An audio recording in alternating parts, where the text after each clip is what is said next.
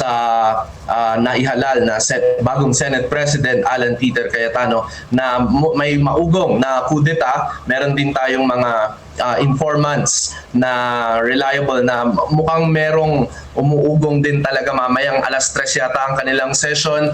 Hindi natin maiwasan kung sino yung mga front runners, no? Maaari daw si SP Soto, si SP Mig Zubiri, baka din daw po si Senator Gatchalian or si Senator Pangilinan. Kaya lang ang problema pag si Senator Pangilinan yan, baka todo asar na naman yung isang senador na nakagitgitan niya nung nakakamakailan. Pero ang aabangan natin mamaya ay kung wala po kasing kudeta or walang pagbabalit sa liderato ng Senado, ay pati po yung balasahan sa komite ay magaganap po mamaya. Ibig sabihin, matatanggalan po ng committee chairpersonship yung mga dati, namely yung kay Senator Bam Aquino, ang Education Committee, at yung Agri Committee ni Senator Kiko Pangilinan, matatanggalan din po. Pag health naman po, mawawalan din po si Senator Risa. So abangan natin ang mga balita mamaya sa mga listeners at viewers natin dyan. Dito po kayo tumutok sa Bombo Radio.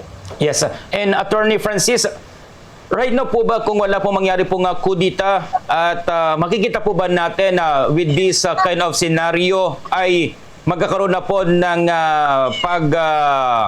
take out bilang isang senator judge or magko-convene na po ba? Ito naman po nga nasabi po nga Senado bilang isang impeachment court matapos po na mai-transmit na at na-receive na po ng Senado ang nasabi pong articles of impeachment laban kay Vice President Sara Duterte? Kung business as usual po, yan po ang una sa agenda. Magko-convene po ang impeachment court. Magsusot na po sila ng robe. Yan po ang bilin ni SP Alan Peter Cayetano.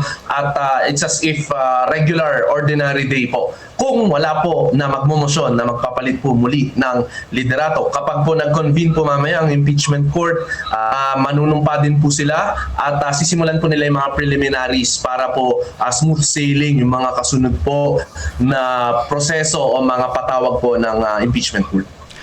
Attorney, marami po nga mga doubtful hinggil nga po dito sa Senate presidency. Dahil alam po natin siya po ay Duterte allies. Kasi makikita po noong nakarang eleksyon sa pagtakbo itong si Senator Peter Allen Cayetano bilang Vice President, katambal po niya ang tatay po ni VP Sara Duterte. Ito nga po nga si former President Rodrigo Roa Duterte. So, tingin po ba niyo magiging fair and square, honest to goodness ang nasabi pong magiging pamalakad po dyan, Attorney? Ng benefit of the doubt si Senate President as the presiding officer, but at the same time nandun din tayo sa fear, no? Kaya lang yung mga recent niya na statements, tututukan natin yan dahil mayroon siyang mga pangako na walang delays, okay? Nandyan din yung walang obstructions at talagang gusto daw ng allegedly gusto daw ng majority na talagang matuloy itong trial na to. Pero kung historical past ang titignan, yung political alignments nila ni President Duterte, hindi natin maisantabi na meron tayong pangamba. Kaya lang aasa tayo na dahil manunumpa bilang impartial na mga hukom itong ating 24 na senator judges or 23, baka kasi wala si Sen Bato mamaya. Talagang gampanan sana nila ng buong katapatan at ng buong transparency at impartiality yung kanilang duties and responsibilities. Yes, and Attorney, di lang po tayo, no, kasi nasaksihan po natin na yung pong estudyante pa tayo nung era impeachment case po, na which is dahil po sa isang box po ay hindi po nabuksan po ito. And nakita po natin na meron pong silyado sa House Committee on Justice na isang box din po yan na sinilyuhan at hindi po binuksan. Yan po ba ay makikita po natin na magkaroon ng deja vu with that kind of scenario dahil majority of the senators that time ay bumoto na hindi buksan. Ito, majority rin po, baka hindi rin po buksan. Well, we're not, we're just taking facts with this kind of situation po. And your thoughts with that po, Attorney?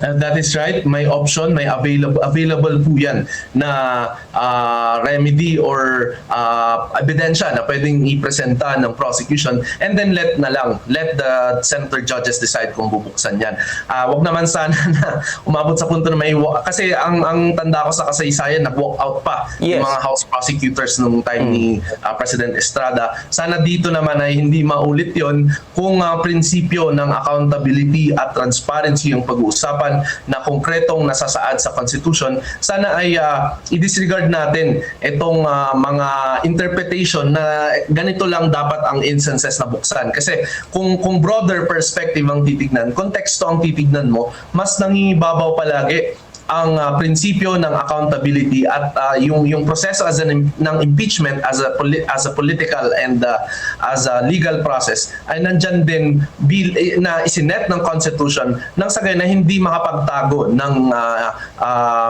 ill-gotten wealth yung mga nasasalang sa impeachment proceedings.